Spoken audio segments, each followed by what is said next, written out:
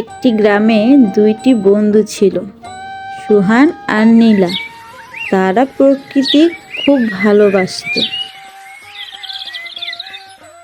সুহাগ, শুনছো? এই বড় গাছটা নাকি কেটে ফেলবে, তাহলে তো পাখিরা থাকবে না। তারা ঠিক করলো গাছটাকে বাঁচার জন্য কিছু করবে। চলো সবাইকে বলি।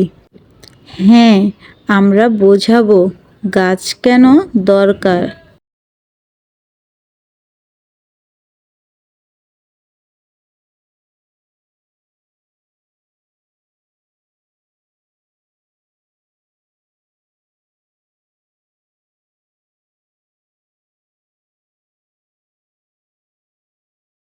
গাছ থাকলে বাসা ভালো থাকে,